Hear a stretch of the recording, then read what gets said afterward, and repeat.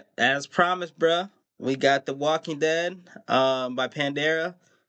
Oh, Panda Dares, The Walking Dead Season 2, Telltale. Unsolved Mysteries, bro. We're gonna react to all 4 seasons he does. Even if he does, 400 days, and then if he does the Michonne too, we're gonna react to all of them. Without further ado, let's get to it. Less yapping, more watching. This video contains spoilers for The Walking Dead Season 2. It's been out for how many years? If you haven't played it yet, play it. Previously on The Walking Dead, we covered 5 mysteries from season That was hard. Previously on that was hard. That was cool. 1. These ranged from Larry's death and questions that I had regarding his survivability had Kenny not intervened. We covered some missing characters, the fan favourites and the forgotten, and a few hypothetical what ifs along the way. Had Ben never been born and things like this. I am aware of the amount of Ben supporters, and yes, I still hate Ben, and I 100% believe that he was the root of all our problems. He was. So Season 2 was always going to be next, and as mixed a reception this game has received over the years, I still love the atmosphere and the music. I love how dark this game is, especially after discovering the original script for episode 5 in particular and how disturbing it was initially. In my opinion, this game has always been the most depressing regardless, and due to its massive amount of plot holes, missing characters, and inconsistencies, it also has its fair share of mysteries. In fact, Season 2 is still the most talked about to this day, surprisingly. So, in this video, I'll be deep diving into another compilation of unsolved mysteries that I find to be the most interesting, starting from the earliest, just like last time.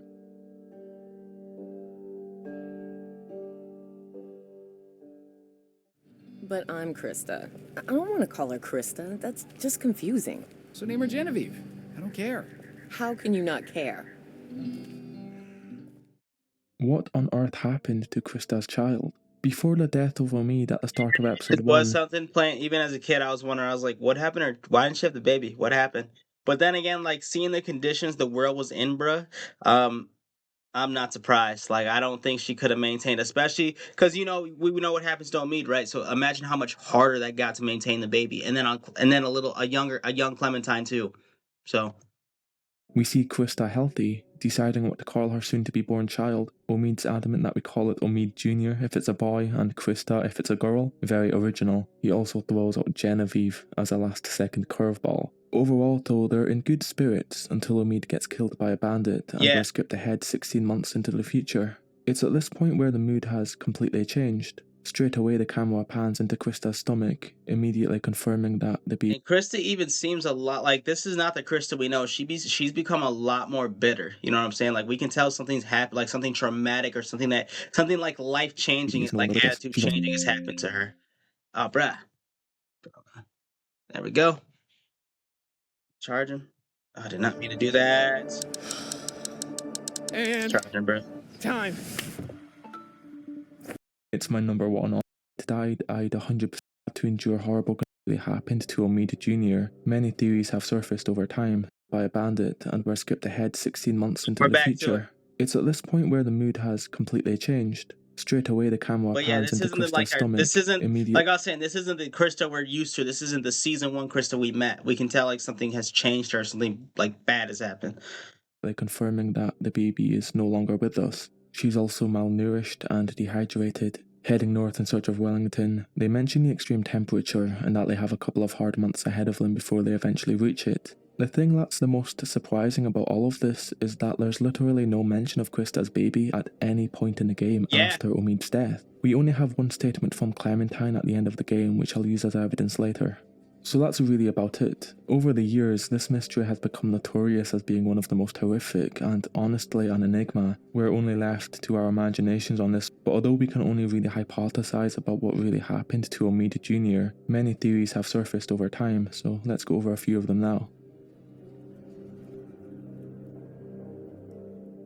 The most common theory dating back to January of 2014 is that Krista miscarried the baby. We say miscarried, but technically it would have been a stillbirth as she was in the 3rd trimester. This is plausible simply because of the continued amount of stress with dealing with her husband's death. She also had to endure horrible conditions for up to 2 months until the baby was born while fighting off walkers and traversing hills and forests. She was constantly suffering from dehydration and a lack of nutrients in general. The argument is that Krista was unlikely to deliver the child in Like her I said, bro, it's gonna be hard to maintain. Like it's too hard for her and then to take care of Clementine too. It's too much. condition and the environment that Too she was much. in. While I will agree that the food situation was likely massively detrimental to the baby's health, Omid was still alive for the majority of her pregnancy. Judging by Omid's presence at the beginning and the energy of that scene, who by the way would have been gathering as much food for Krista as possible around this time, they were both highly optimistic, joking with each other and looking forward to the future. If she was only 1 month pregnant when Omid died, I'd 100% agree with this theory. The fact that she only Make sure it's something really quick. Just making sure I'm recording. needed to hold out another month or two at the latest makes me start to question this theory slightly.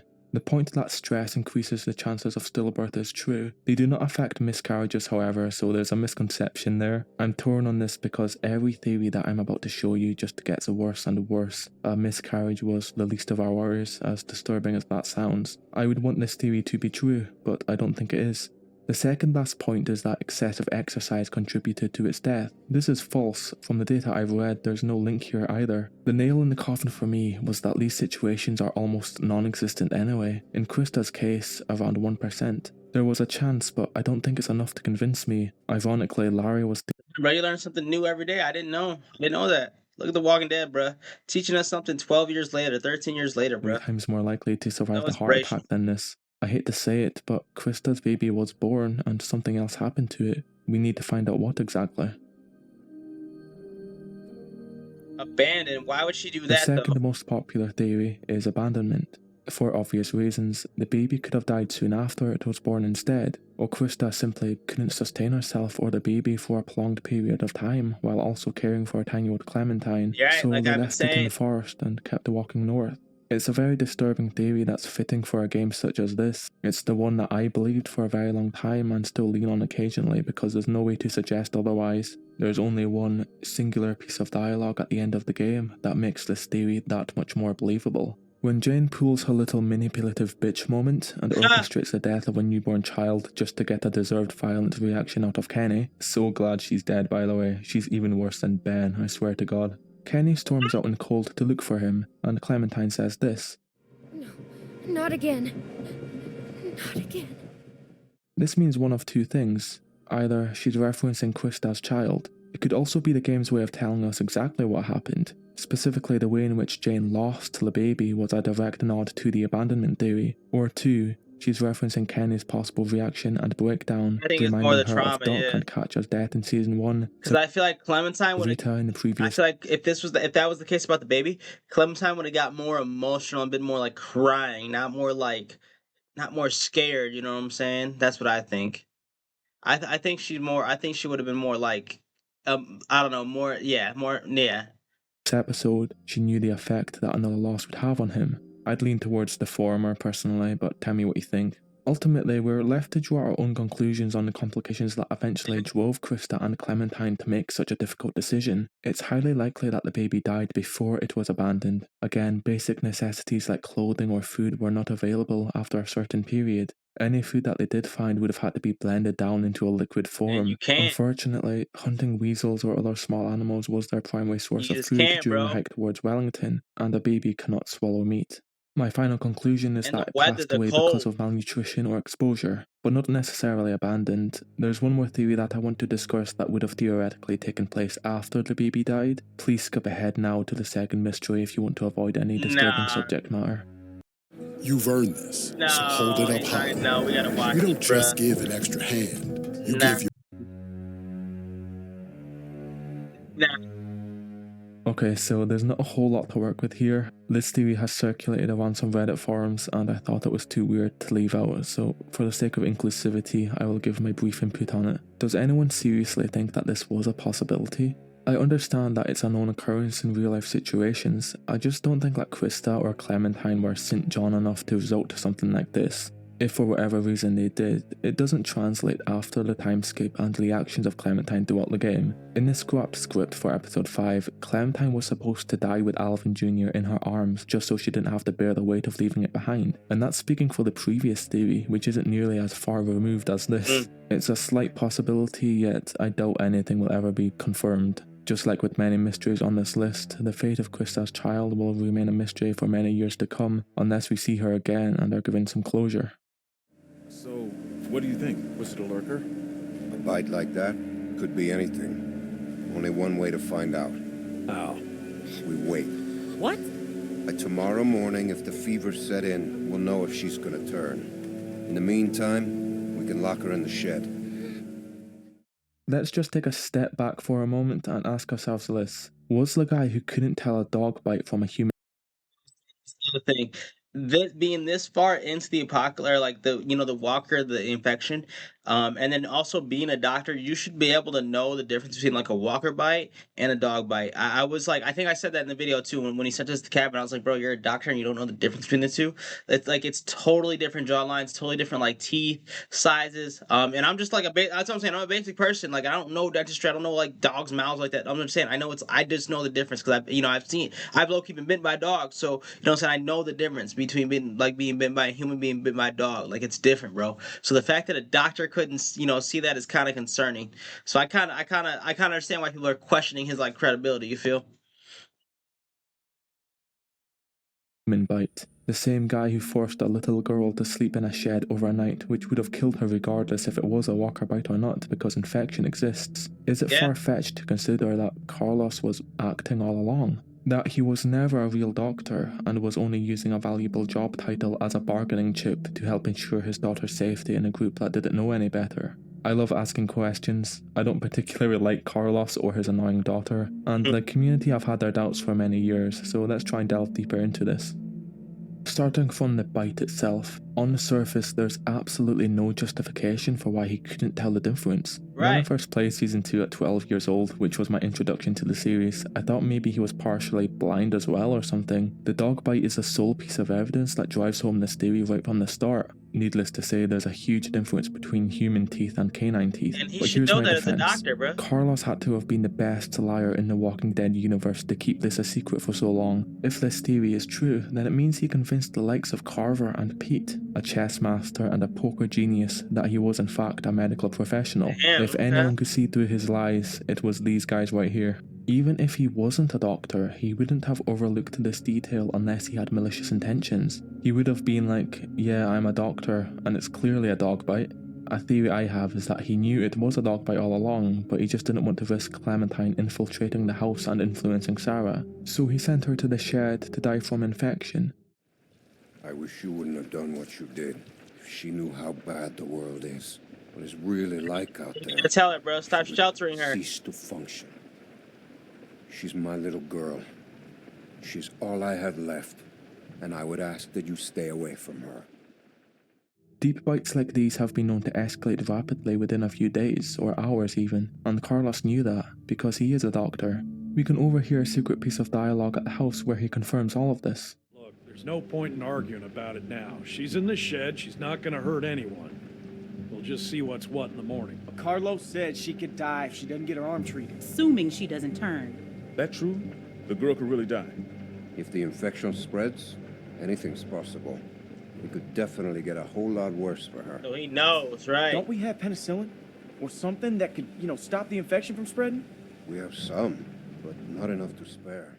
It would make him a very disturbed person, but not as evil as you may think. Remember when Carver used Bonnie to safely scout out the ski lodge, disguised as a starving, innocent woman just looking for food? Walter, of course, wasn't as attentive as Carlos was, nor did he know about Carver and his motives, so he got killed as a result of his kindness. Yeah, for being helpful. Carlos, on the other hand, knew about this tactic way back in episode 1 and thought that Clementine was a spy as well.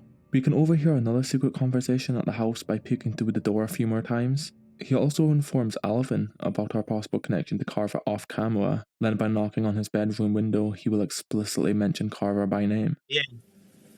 You're not with Carver. No. And you didn't get bit by a dead person. No. No. This is why he lied about not knowing where the bite was. I'm 99% sure that he knew from the very beginning. This is by far enough evidence to convince me that Carlos was a real doctor who was worried about his family's safety. He only made a horrible precaution that nearly cost the life of an 11-year-old girl. Just to shut down this theory once and for all, there are a few instances throughout the game where Carlos does treat injuries. It's not as if the dog bite was an isolated incident and that he was cautiously avoiding opportunities to help people because he had no idea what he was doing. He stitches Clementine's arm in the same episode and comments on her poor technique. He also treats Kenny's eye after the Carver fight. However, some people have correctly pointed out that Carlos was surprised at how quickly Kenny regained consciousness after such a beatdown. When watching this back, it was definitely the uncertainty of his condition, which is very common for major injuries involving the head. The most important thing for me was that everyone around him believed him for what he was, and that's all I need to draw a conclusion with Pete the BS detector around.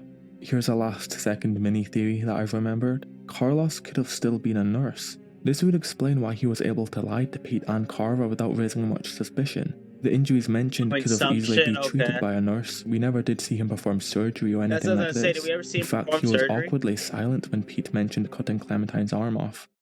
Adios expected. Hello authentic. Hello Topo Chico. Premium coming soon, bro. You know what it is. Suggesting that. We could take her arm off. I know that worked for a cousin down in Ainsworth. We could try that. It won't do any good. You'll just be making it worse for the girl. It's crazy. No one's going to volunteer to do that. I would, if it means saving her life. Again, I'd love to hear any theories or points that you have because it's one of my favourites. If I had to lean one way, I would still say that he was a doctor, though. Keep it down, all right? That's everything we have. Listen, we just gotta get away from that guy, Clem, okay? Just like in Season 1, many characters have mysteriously gone missing. Sub-characters that have abandoned the group, to never be heard from again, characters from previous seasons and 400 Days. Even Clementine spends half the game asking where Krista is. So we're doing a part 2, trying to find the whereabouts or at least try and guess what happened to some of them. Of course, we're starting with Krista first. It's a weird one because I think Krista's gone, bruh. I think she's gone.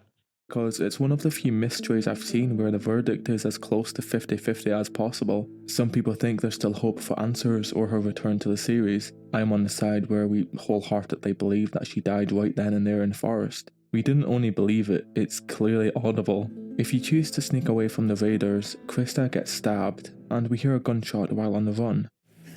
Lion bitch! Ah! Clementine, run! Hey!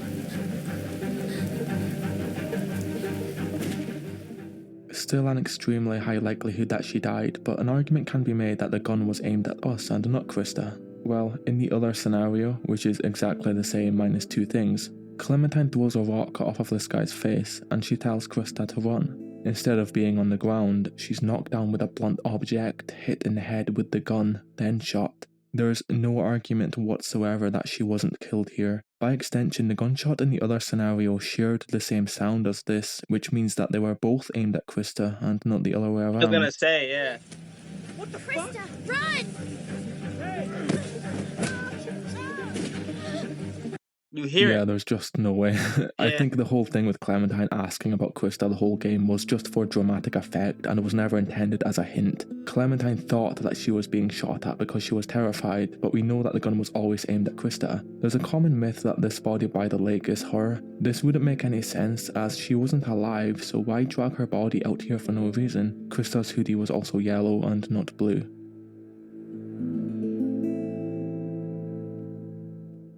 In episode 3, we're reunited with the cast. I'm gonna pick Krista because they were good people. Like her and me were good people in season 1 when you met them at episode 3. They were really good people. They even took care of Clementine, bro.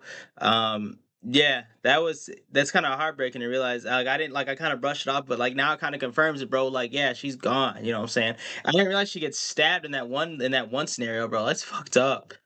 To 400 Days upon entering Carver's community. Vince, Shell and Becca, Tavia, Wyatt, a few other random sub-characters, and one of my favourite characters of all time, Russell. Among other reasons, Bonnie will be excluded from this entry as she stays with us until a separate incident later on. Fuck Bonnie. I will give a brief summary of events leading up to Howard's collapse and subsequent fragmentation of its community to attempt a portrayal of the following scenarios accurately. Also, Carver's community isn't just made up of the 400 Days cast, I'm also talking about everyone who was left behind, even if the 400 Days cast are more important. After Kenny puts an end to Carver, like the legend he is, the Horde overwhelms the outer walls and the main group uses the Walker Blood technique invented by Lee Everett himself to sneak past them. By the end of the episode, Alvin, Carlos and Sarita are killed, but the majority are able to flee into the forest by the start of episode 4. Everyone besides the main group had no idea about our escape and can be seen shooting from the rooftop. This is of course the last time we ever see them. So what did happen afterwards? Did they successfully fight off the Horde? Did they die during the attack or leave after realizing that the structural damage was irreversible? Let's start with theory number 1. Even though they were allied with Carver, it's a shame to think that the 400 Days cast could have just up and died during the attack. True, yeah. If every character besides Bonnie were meant to die here, off camera, then what was even the point of the DLC? I just hope that Russell has... Yeah, I feel like that because you never... I mean, besides the one dude when Clementine shot him in season 4, I think that was, or season 3? No, season 4.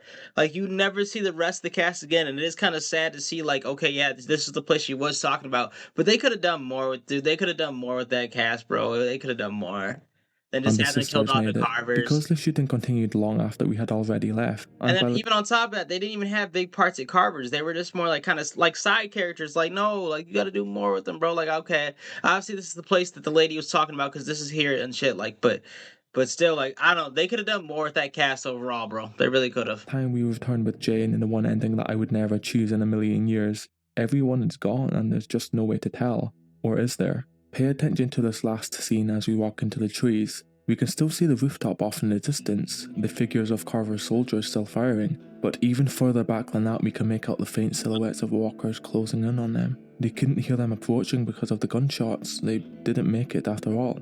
Maybe not all of them. In this scene we can take a closer look and see who's crossed off the list. Ironically, Luke gives us the first one for free. Starting from the left, Tavia's dead. I thought the second guy was Russell at first, but he's not, thank God. One of Carver's henchmen. Next is a girl called Tisha, same deal. Then a guy called Lowell, and at the end is Vera. Luckily for us, no 400 Days characters were harmed in the making of this scene, so I'd like to believe that they all made it. When we come back with Jane, Carver's body is in the same state it was when Kenny left it. You'd think that this was a good thing that no walkers were able to breach this section of the building, but the Walking Dead zombies don't eat people who have already died. I think Danny St. John and Lee said it best. You gotta keep me alive! If you kill me, the meat gets tainted! You can't eat it! Just in case the walkers in the distance weren't enough, we can see the bloodstains in the exact same spot. 4 pools of blood from left to right, confirming the deaths of these 4 soldiers. My conclusion is that the 400 Days characters were able to escape, maybe back to their settlement camp, depending on if anyone stayed behind.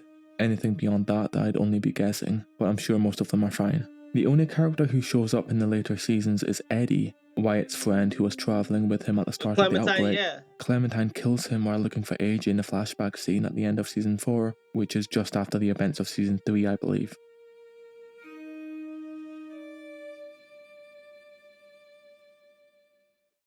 Now for the big one, Mike, Arvo and Bonnie. This mystery isn't nearly as complicated as the previous one, as there are only 3 people who are last seen working together to steal our food and only mode of transport. I wouldn't put it above the like of Arvo and Bonnie to leave 2 children out in the cold to die. But Mike? Yeah, fuck quite Bonnie too. self-explanatory at this point. Clementine confronts Mike about the situation, he tries to calm us down, and just when things start to de-escalate, Arvo shoots Clementine regardless of our decision to hand over the gun or continue threatening him. It's here where the camera fades to black and there are yet another few characters on the missing persons report. Again, many theories have surfaced over the years on their current situation, if they ever did manage to survive on their own and what that journey would have looked like. Let's go over the evidence now and try and stitch something together. After we wake up, Kenny and Jane update us on what we missed. Arvo, Mike and Bonnie took off on foot. Clearly they weren't able to steal the truck, they only kept the food as we don't see it in the back seat. Already this gave them a fighting chance against whatever awaited them in the forest. If they had dropped the food in a panic, then their chances of surviving were close to 0. Their only chance was to travel back to Carver's camp or to that town in episode 4 that I've always found very creepy. Does anyone else remember this place? It's like it was intended for something more, but it was only brought up once and never again. As a collective, I don't think that Arvo or Bonnie were assets, to say the least. Kenny did a number on Arvo. He was barely able to move and was not in the best shape for another 20-mile hike. Unlike Mike, he was also very skinny and weak. He couldn't have made it long without food. In this sort of temperature, you need thousands of calories a day just to function at all, so for him, running into the woods was a death sentence. I can say that with confidence, but tell me if you agree or not. The only thing he had was his rifle, but I doubt he had much more ammo for that thing. Bonnie is in the middle. She was healthier than Arvo was, and I believe that she could have made it back to Carver's camp theoretically. I'm not saying that this is entirely accurate, but I'll go with this. It took Jane and Clementine 9 days to walk back to Carver's. Bear in mind, they also drove a while, so the distance from where Clementine got shot was maybe even half the distance, to be generous. Let's just say 5 to 7 days is about the time it would have taken Bonnie and Mike to walk back there. When real lime juice meets sea salt, a classic is reimagined. Cruz Blanca. Dream fearlessly! Protect your family's dreams under our roof. American Family Insurance. Well, that's weird. Why aren't they here then? It makes perfect sense for this ending to be able to go back and make amends with Mike after everything that happened, but no. I was feeling optimistic at first regarding Bonnie's fate, but I'll have to say that she probably died as well. Maybe she did manage to find another shelter nearby in the desolation, but as far as I'm concerned, a 5-day walk back here was the best possible scenario for her. She got lost or died on her way back. When asked by Clementine, Mike just says that he needs to get away from that guy, meaning Kenny. He didn't mention a particular place, so I think that Mike wanted to drive as far away as possible without looking back. Probably Mexico, and maybe Bonnie agreed with that plan and neglected the obvious plan B, which was to head back to house. Speaking of Mike, he was the only person who I could see being able to survive out in the snow for a considerable amount of time. After Arvo shot Clem, their trust was completely destroyed. I don't think that Mike would have stuck with Arvo after shooting an 11-year-old girl, but I could be wrong. People seem to agree that Mike was an unfortunate victim of Arvo and Bonnie's manipulation. He was on the wrong side, and I think he still chose to go with him. He could have stayed. He could have took Arvo down right there and went with you. You know what I'm saying? And kind of corralled his sins. But no, he like still went with them. Like what? Like fuck you, dude. Fuck you. knew that by the end. So here's a bonus mystery for you. What if Mike had just swallowed his pride and joined us for the finale? Yeah. Since I like Mike and he's basically the season 2 equivalent of Molly for me, I want to give him the chance to redeem himself. I don't know about that. This mystery stems from the scrapped death scene where you can actually shoot and kill Mike. Since we never see him again anyway, I believe that the devs had more planned for him, and his desertion would have only been temporary until his inevitable return to the series. This is going to be short, but this is what I believed would have happened. We all know that Mike has his problems with Kenny. They had a fight in episode 3. He saw Kenny's actions towards Arvo as too extreme. You know what was even more extreme? What Jane did. If Mike was there with us, either Jane had to also convince Mike that AJ was dead, or it was more likely that she would have told Mike about the setup. I don't think that Mike was stupid, and it's at this point where he would have come to the realization that Kenny was only ever looking out for Clementine and AJ all along. He would have known that Jane was only preying on Kenny's only motivation to keep living,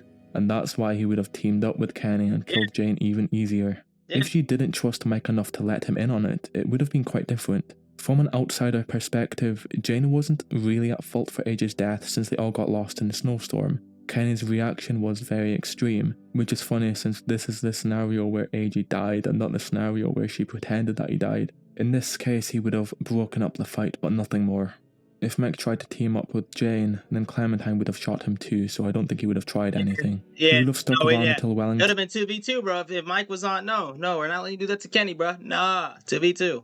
Most likely. If we stayed with Kenny, then Mike would have stayed too. If Clementine and AJ were accepted, then I don't think that Mike and Kenny would have gotten along well enough to stay by each other's side. Mike's fate will always be a mystery, but I believe him to be the lone survivor. Hey, if you notice, he's doing that like arm that Lee did to him on the train. He's putting on his neck too. That's like a tribute to Lee right there. I see you, Kenny. I see you giving your man a tribute, giving Mike what Lee gave you. Of that trio. Hopefully by the events of season 3 and beyond, he was able to find a place to call home. Yeah, fuck them. I'm glad to see you. I was worried. Yeah, how did Luke track us? That's good to see you That's too. That's a good. I always wondered that. Listen, we ain't got much time. And then how did we? So, because you got to think, we took a truck there. So how did he get that? Well, no, it took him some time after we got there to get there. But like, how I don't know that on foot that would have taken more time. You know what I'm saying? Like days, like more days, like more time. Okay, I followed y'all here best I could. He was not there I've pretty had a quick. night's rest since y'all got nabbed. Well, it's the first chance I got to talk to somebody.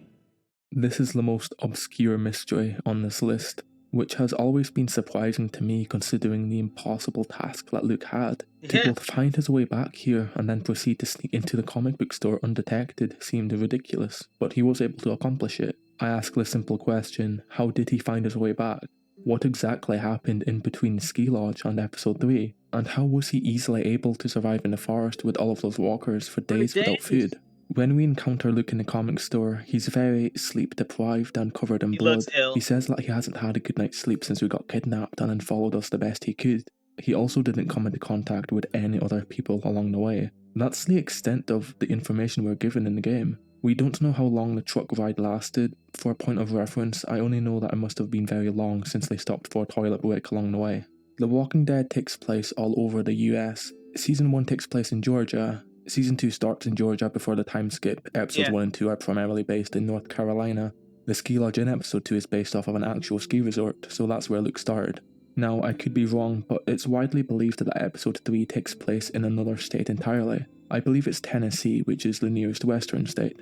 So Luke had to walk across an entire state in under 2 days. That's crazy. In under 2 days with no food. So you're like, that's what I'm saying. With no food, you're lacking energy. And then isn't it kind of cold too? You know what I'm saying? Like it was snowing. You know what I'm saying? It was snowing at the resort, so it's kind of cold. You know what I'm saying? So how did you stay warm?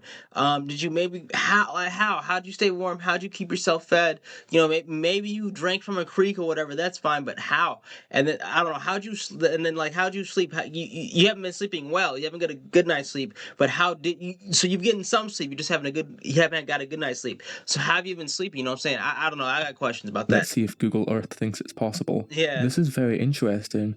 This ski resort is located on the border between North Carolina and Tennessee. I was about to shun this theory entirely, but I suppose it was even easier than I ever imagined. He only needed to walk about 20 minutes to achieve a cross-state hike, and there was enough food in the lodge left over to take with him. For the first time in these videos, there wasn't as much of a mystery here after all. The only difficult thing was breaking into Carver's camp. The blood on his shirt is from killing walkers with his machete. He would have used an opening in the walls, using walkers to his advantage, and his knowledge of the upcoming horde would have meant more walker migration to the area, and that is how he was able to avoid suspicion for as long as he did. The game, the creators, the devs, that was nice. Or yeah, that was cool. Cool accuracy on that. You know, cool real life accuracy on that. Now, I'm gonna walk away. He could still be alive, bro. Back. Not because I don't want to. I'm real glad to have met you, Clementine.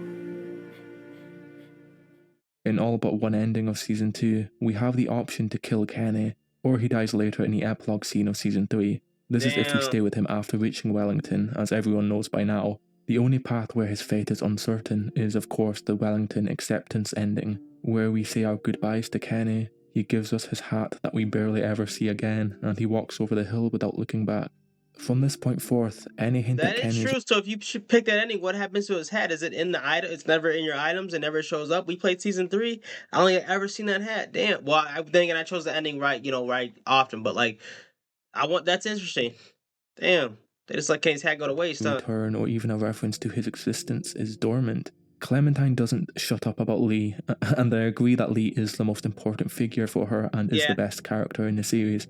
I always just thought that Kenny was in her life more, and by the end of Season 2 he was like Lee's successor in a way. He should still be alive, right? No. So why have the devs neglected the ending that is clearly the people's choice and why they regard it as the canon? The official consensus on Kenny's death is that he committed suicide shortly after leaving Wellington. He has accomplished everything that he set out to do, which was to protect Clementine and AJ. He didn't look back while looking away, which is enough symbolism in of itself. The woman at the gate said that things could change in a few months, so if Kenny ever did want to see Clementine again, surely he would have looked back in hopes that he could just try again in a few months. The biggest piece of evidence for this theory is that there was a scrapped scene where Kenny followed through and drowned himself in a lake. As we know, the scene doesn't exist anymore, but it's very scary regardless, especially while watching back the farewell scene. But of course, you know I disagree with this theory entirely, for one reason and one reason alone, which crumbles this argument to bits. If he really was contemplating suicide, why did he take the bag of supplies then? In a loving gesture, because Kenny is the type of person to do this, he offers back the food just to convince them to keep the children. He was content with dying by doing this, but it was purely selfless because he cares about other people more than himself. When he realised that he could still take the food after they agreed to take the kids, he did. That alone is enough to convince me that Kenny had something else he wanted to accomplish. Unlike Jane, it was outside of Kenny's personality to do this to himself. He always found another reason for living. We saw that in Season 1, and this is what I think it was. In the Season 3 flashback, Kenny and Clementine are driving south to Florida to head out to sea. This is no surprise considering how adamant Kenny was about going to the East Coast in Season 1. He's a commercial fisherman by trade, and getting on the boat was what he enjoyed doing more than anything else in the world. The plan wouldn't have changed much whether or not Clem and AJ were around. The first thing he would have done was fix up another car, then he headed south, back to Fort Lauderdale. My conclusion on Kenny, once again, is that he's alive and well, somewhere off the East Coast, but I hope for his sake he didn't drive past Savannah on the way there. In the words of Kenny himself, this one might still be salvageable. You better be right about this. I said it might be. Give me a fucking break. I'm a fishing captain, not a miracle worker. That concludes the second series of the mystery catalogue for The Walking Dead. Once again, this series is amazing, but if I were to make another video, it would probably be on Season 4. I love Season 4, it's my number one honestly, and there's so much things that I want to talk about in that game. Any suggestions in general, please send them to my email address. Alright, a few things I got. So one thing I got is that, well, two. One being, I never understood this. Well, okay, I guess I do, right? Wellington. I guess that's why they went north. But you've got to think about that. Like, you got to think about that. You got to think about this, right? So bodies decay in the heat, and what are these zombies? They're literally the Walking Dead. So you in the South, if you stay south, it's hot. You know what I'm saying? It's hot all the time. So you don't want to worry about freezing to death. You know what I'm saying? And plus, the heat decomposes the walkers. They're not. You don't got to deal with as strong as walkers. You know what I'm saying? Or they're rotting. You know what I'm saying? They can't walk. You know, their legs are so bony from the heat. You know, decomposing the body. You know, the body they have that it just falls apart.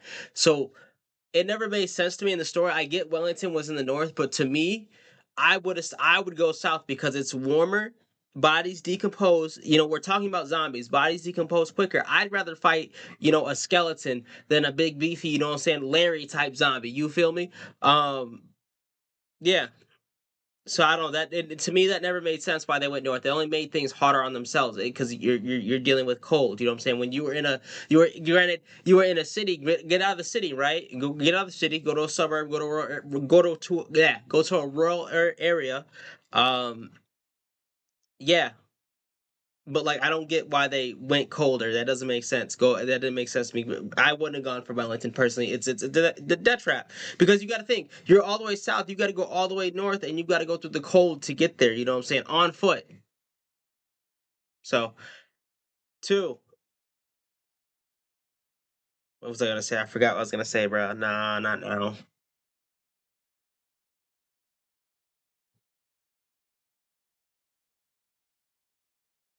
I forgot what I was gonna say, bro. Damn.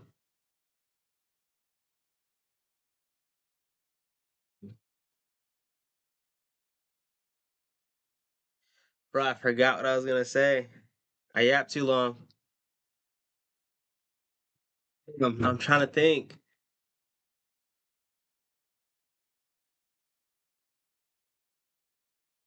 Oh, this is what I was gonna say.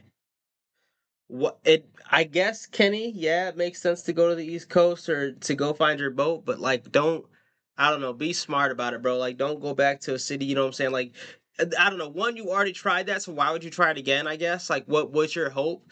And try to go find another boat off the East Coast, maybe? I don't know. Um Maybe salvageable, but like you got to that's what I'm saying. It's hard to repair.